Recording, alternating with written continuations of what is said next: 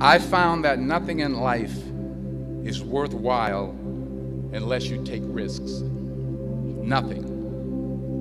Nelson Mandela said, "There is no passion to be found playing small and settling for a life that's less than the one you're capable of living." Now, I'm sure in your experiences in school and applying to college and picking your major and deciding what you want to do with life, I'm sure people have told you to make sure you have something to fall back on. Make sure you got something to fall back on, honey. But I never understood that concept, having something to fall back on. If I'm going to fall, I don't want to fall back on anything except my faith. I want to fall forward. I figure at least this way I'll see what I'm going to hit. Fall forward. This is what I mean. Reggie Jackson struck out 2,600 times in his career, the most in the history of baseball. But you don't hear about the strikeouts. People remember the home runs. Fall forward. Thomas Edison conducted 1,000 failed experiments. Did you know that? I didn't know that. Because the 1,001st was the light bulb. Fall forward. Every failed experiment is one step closer to success. You've got to take risks, and I'm sure you've probably heard that before, but I want to talk to you about why that's so important. I got 3 reasons, and then you can pick up your iPhones. First, you will fail at some point in your life. Accept it. You will lose. You will embarrass yourself. You will suck at something. There's no doubt about it. And I know that's probably not a traditional message for a graduation ceremony, but hey, I'm telling you, embrace it, because it's inevitable.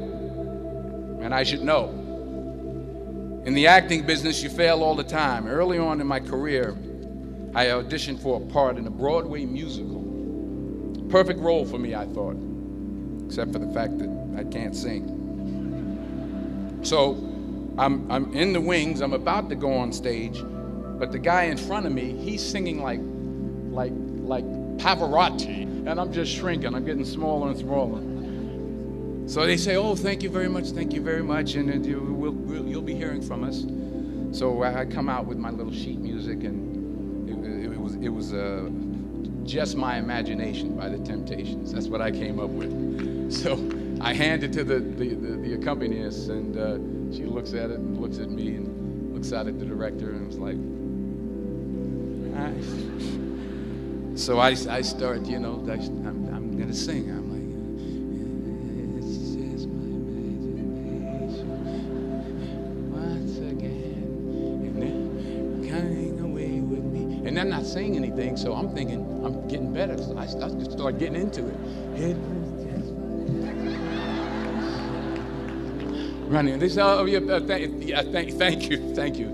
you very much, Mr. Washington. Thank you." So I assumed I didn't get the job. But the next part of the audition, he called me back. The next part of the audition is the acting part of the audition. So I'm like, "Hey, okay, maybe I can't sing, but I know I can act."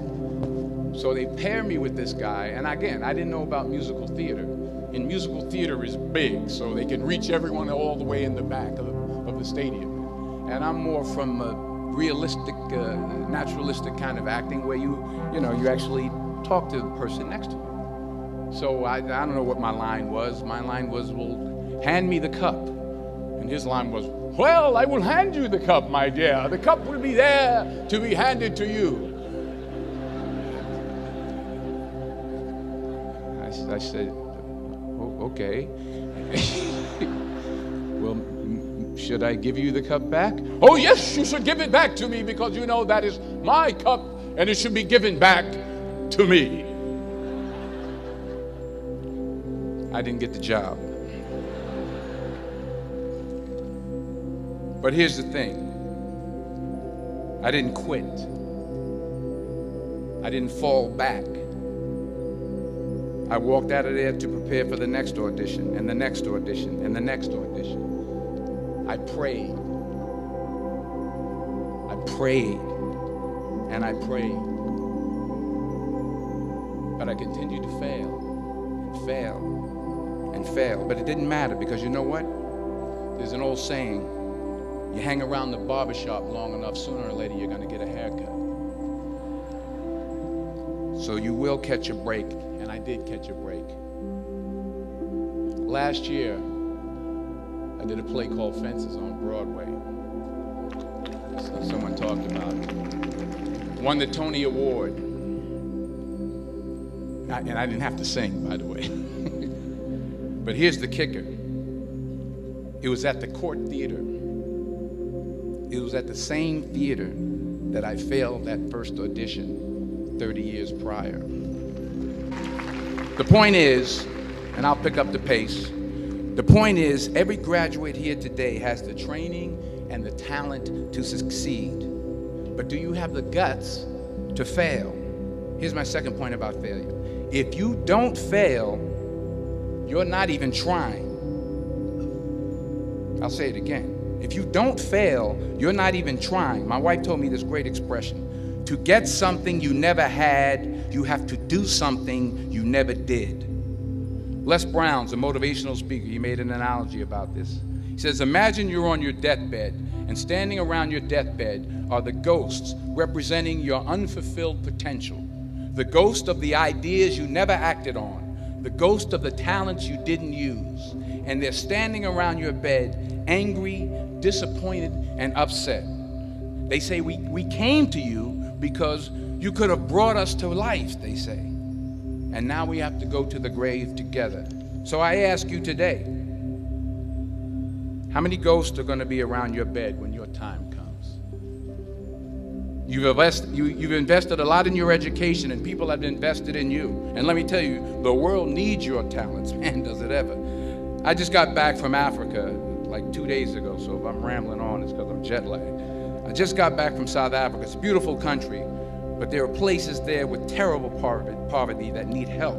And Africa is just the tip of the iceberg. The Middle East needs your help. Japan needs your help. Alabama needs your help. Tennessee needs your help. Louisiana needs your help. Philadelphia needs your help. The world needs a lot, and we need it from you. We really do. We need it from you young people. I mean, I'm not speaking for the rest of us up here, but I know I'm getting a little grayer. We need it from you, the young people, because remember this.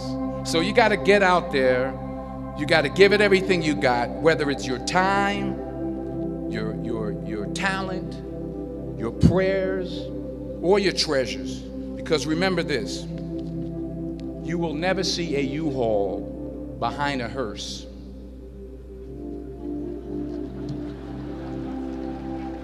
I'll say it again. You will never see a U-Haul behind a hearse. You can't take it with you. The Egyptians tried it, and all they got was robbed.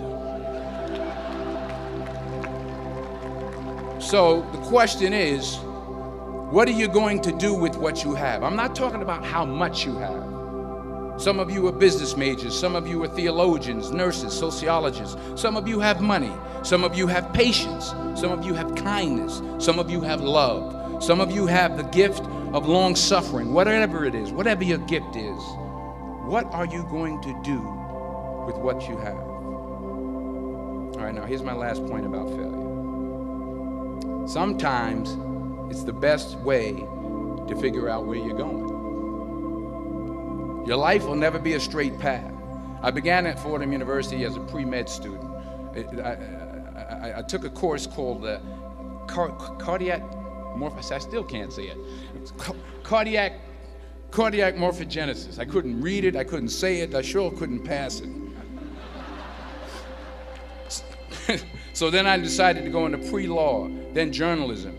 And with no academic focus, my grades took off in their own direction. Yeah, down. I was a 1.8 GPA one semester, and the university very politely suggested that it might be better to take some time off. I was 20 years old. I was at my lowest point. And then one day, and I remember the exact day, March 27th, 1975, I was helping my mother in her beauty shop. My mother owned a beauty shop up in Mount Vernon. And there was this older woman who was considered one of the elders in the town. And I didn't know her personally, but I was looking in the mirror, and every time I looked at the mirror, I could see her behind me, and she was staring at me. She just kept looking at me. Every time I looked at her, she kept giving me these strange looks. So she finally took the dryer off her head and she said something I'll never forget. First of all, she said, "Somebody give me a piece of paper. Give me a piece of paper." She said, "Young boy, I have a prophecy, a spiritual prophecy." She said, "You are going to travel the world and speak to millions of people." Now, mind you, I'm 20 years old. I'm flunked out of school. In fact, like a wise ass, I'm thinking to myself, maybe she's got something in that crystal ball about me getting back into school next fall. But maybe she was on to something, because later that summer, while working as a counselor at a YMCA camp in Connecticut, we put on a talent show for the campers. And after the show, another counselor came up to me and asked, "Have you ever thought about acting? You're good at that." So when I got back to Fordham that fall, I got in and I changed my major once again for the last time. And in the years that followed, just as that woman prophesied, I have traveled the world and I have spoken to millions of people through my movies. Millions who up till this day couldn't see me, who up till this day I couldn't see while I was talking to them, and they couldn't see me. They could only see the movie. They couldn't see the real me. But I see you today, and I'm encouraged by what I see, and I'm strengthened by what I see, and I love what I see. Let me conclude with this one final point, and actually the president kind of brought it up. It has to do with the movie Philadelphia. She stole my material.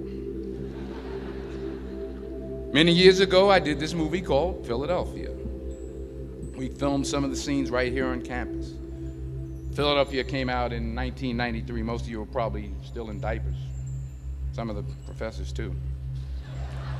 But that cracked me up. But it was a good movie. Rent it on, Netflix. It's a good movie. Rent it. I get 23 cents every time you rent it. Please, rent it. True. Parents up there, rent it. Netflix, please. Tell your friends too. It's about a man played by Tom Hanks who's fired from his law firm because he has AIDS. He wants to sue the firm, but no one's willing to represent him until a homophobic ambulance chaser lawyer, played by yours truly, takes on the case. In a way, if you watch the movie, you'll see everything I'm talking about today. You'll see what I mean about taking risk or being willing to fail. Because taking risk is not just about going for a job. It's also about knowing what you know and what you don't know.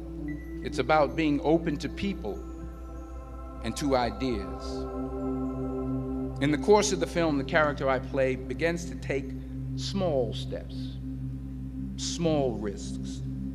He very, very, very slowly begins to overcome his fears. And I feel ultimately his heart becomes flooded with love. And I can't think of a better message as we send you off today. To not only take risks, but to be open to life, to accept new views, and to be open to new opinions. To be willing to speak at a commencement at one of the best universities in the country, even though you're scared stiff. While it may be frightening, it will also be rewarding. Because the chances you take, the people you meet, the people you love, the faith that you have, that's what's going to define you. So members of the class of 2011, this is your mission. When you leave the friendly confines of Philly, never be discouraged. Never hold back. Give everything you got. And when you fall throughout life, and maybe even tonight after a few many glasses of champagne, remember this: fall forward.